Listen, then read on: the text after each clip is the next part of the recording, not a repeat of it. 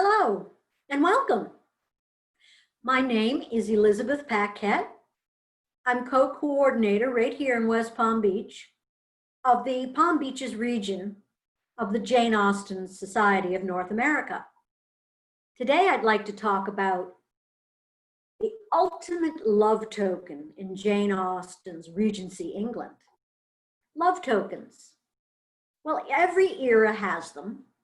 You think of flowers, love letters, a lock of hair. Well, in Regency England, there was a fine line between what was appropriate behavior and gift giving between non-betrothed individuals. For instance, in Sense and Sensibility, Marianne gives Willoughby a lock of her hair. When he abandons her for a woman of wealth, he returns her lock of hair. In the same book, Lucy Steele gives a lock of hair to Edward, which he wears inside one of his rings. These were innocent and genuine tokens, but not lasting tokens of affection. There were many etiquette books written at the time on social conduct. Of course, it was not always followed. Take Marianne again in Sense and Sensibility, riding about the countryside with Willoughby without a chaperone in an open carriage. They were not engaged, totally against social conduct. No. Well, the upper classes had many social events. Proper women would never have flirted openly, but their best tool was nonverbal communication. They could bat their eyes, toss their hair, smile, play with their hanky. And as it turns out, the use of a handkerchief had many signals to the opposite sex. But that's another talk entirely for another day. Flirting was a big topic in Regency England. In 1771, there was a book written called The Nunnery for Coquettes, and I quote, "Coquetry is a vice so prevalent and fashionable in the female world that it calls aloud for public censure. And the fatal consequences of it to both sexes are so great and numerous that they cannot be too strongly displayed." Of course, Jane Austen's novels have many scenes of innocent flirting. 100 years later, an etiquette book quotes, and I quote, "The interchange of bright ideas interspersed with the instinctive repartee of innocent coquetry, an archery of wit and humor. Grave and gay, this is one of the salient features of the civilized social life.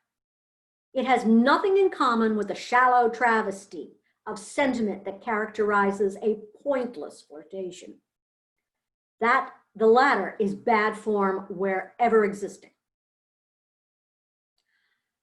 So listeners, it seems to mean flirting with serious intent was okay. But flirting for flirting's sake was a no-no.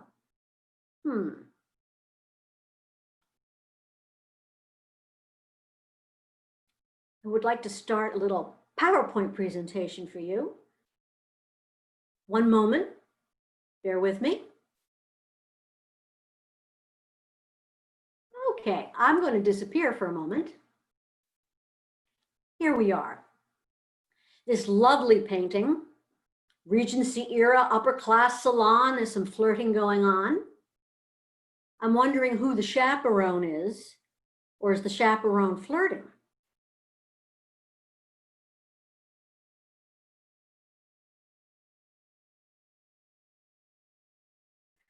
I particularly like the painting on the right. Now, if this lovely lady here, who seems to have fallen asleep, is a chaperone, She's certainly not doing her job.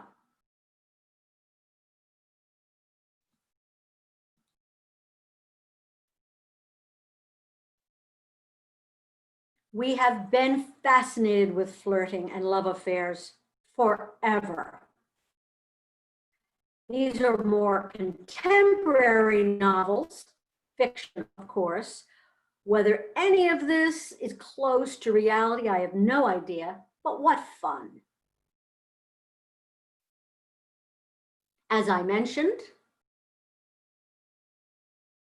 the messages entailed with a handkerchief. If you draw the handkerchief across your lips, oh my. This means that you desire an acquaintance. Well, I think that makes sense. Let's say you touch your parasol to your right cheek. You're sending the message of yes. Yes to what? I don't know. Even a postage stamp has a message. If you place it upside down on the left corner, it means I love you. These might have been the emojis of Regency England.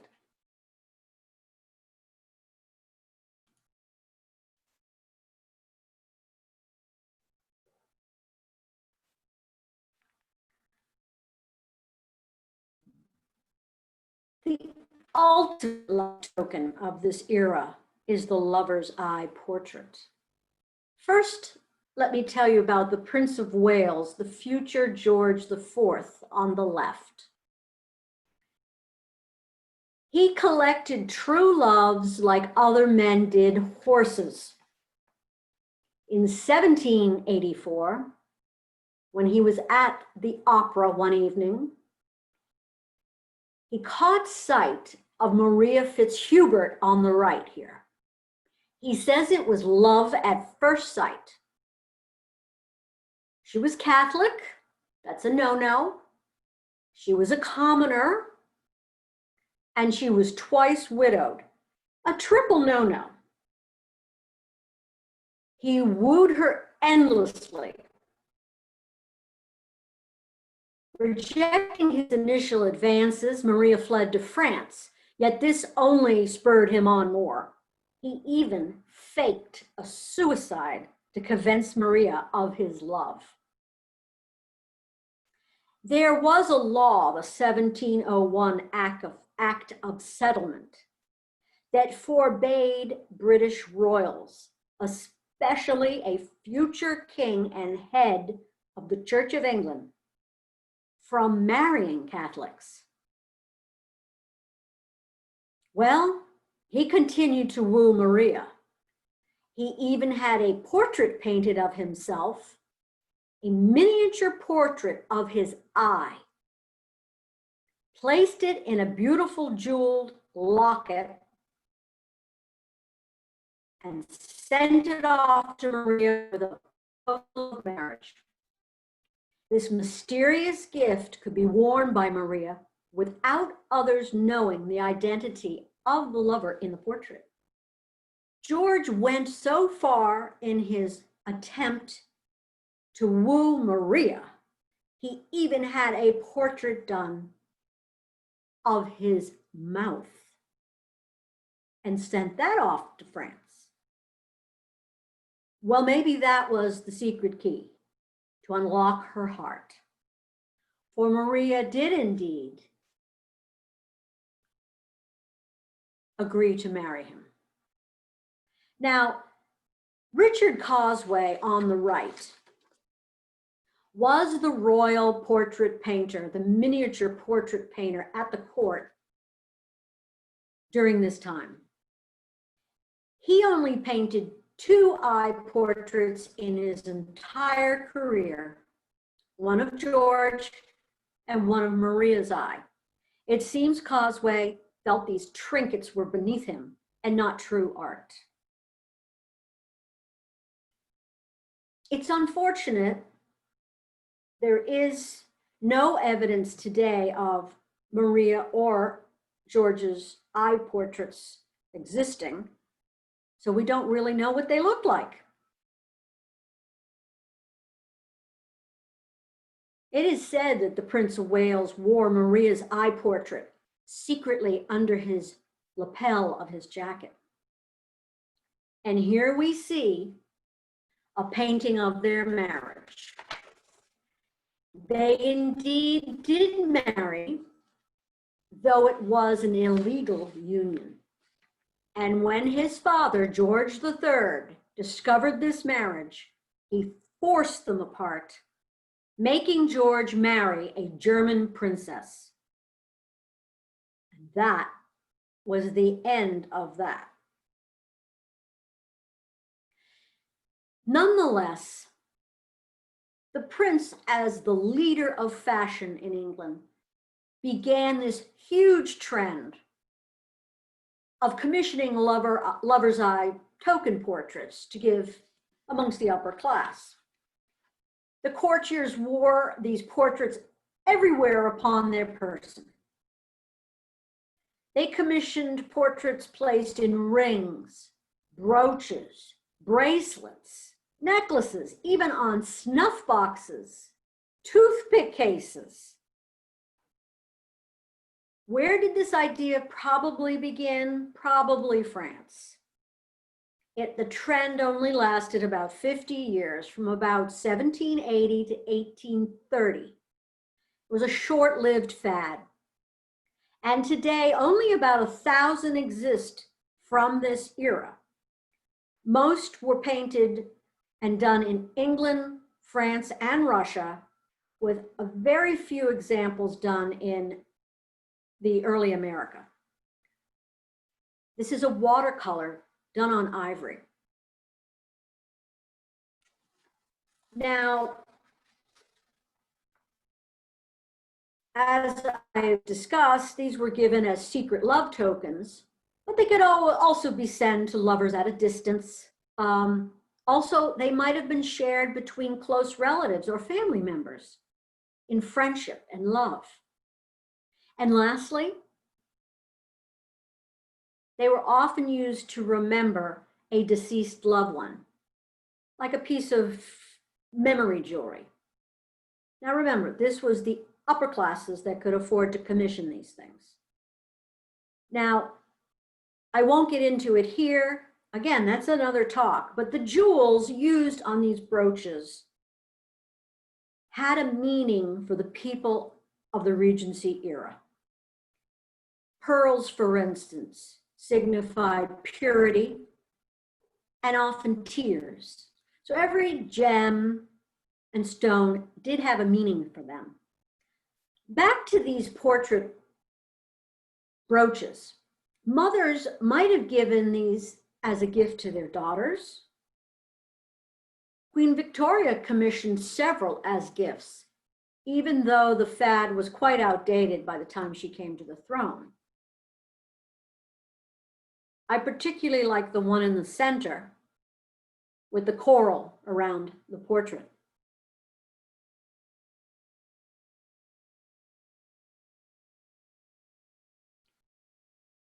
The brooch in the center here, the backside shows as a lock of hair. Now this could have been from a deceased person, or this may have been a brooch to a loved one with a lock of hair. So in that event, this brooch would have had two love-token purposes. I mean, here's a portrait of her eye and a lock of her lovely hair. These are all rings done with portraits. I particularly like the ring on the lower right. If you look at the portrait carefully, you will see an angel above the eye. You see the angel right here. And then if you look at the inscription inside the ring, age 9. So this is quite clearly a ring that was done for a child that died at 9, and probably their mother wore this ring in memory.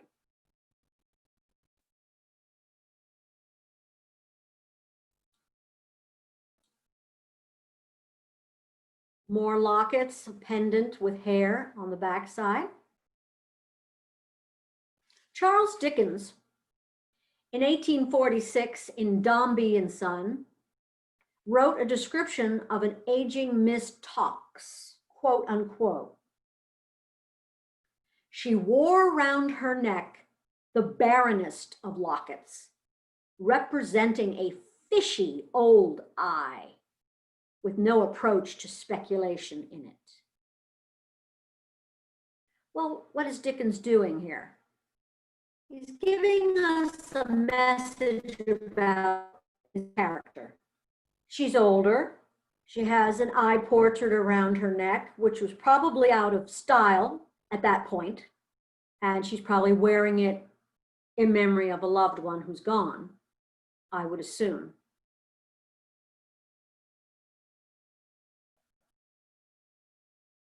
Oh, these are my favorites. These are necklaces and bracelets with portraits. Scrumptious.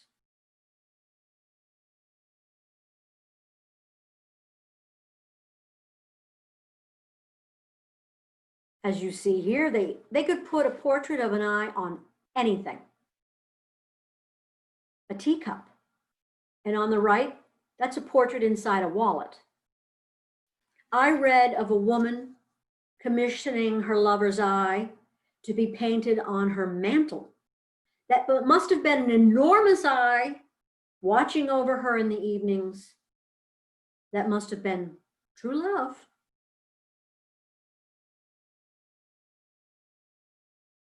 So, a secret love token. Do we have those today in 2020? I think on it, and it seems very difficult to send a secret love token today, at least more difficult than in Jane Austen's era. We can still send flowers without a card or write a love letter without signing it. But in today's world with social media, texts, emails, messaging, the world can always go back and track who wrote those messages, who sent those texts. So there is no privacy there, truly. The world has changed.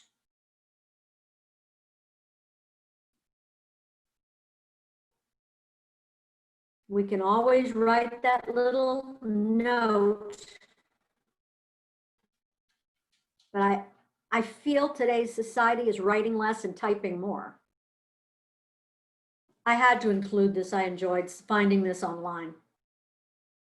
Every time a man opens a door for me, I look him in the eyes, smile, and instantly, if not briefly, fall in love.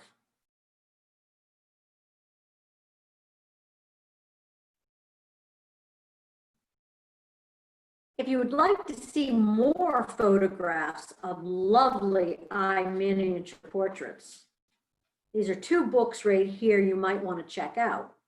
The Birmingham Museum of Art in Alabama does have the skier collection of eye miniatures.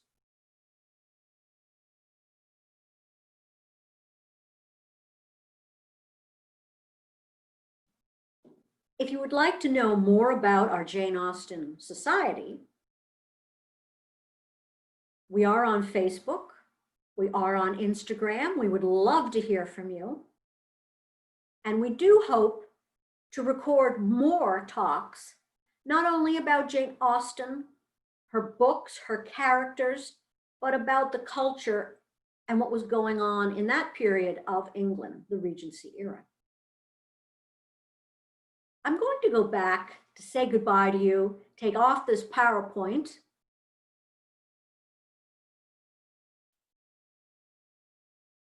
I'm back. I wanted to share with you, I have a day. eye portrait that I found online. A bit scary. And these are new items made today, but they could have done the exact same thing in the Regency period. They could have done an eye portrait on a seashell, just a clamshell. Just like that teacup, they could have done a portrait on a piece of china, little trinket dish. And another. And still one more. Anything's possible.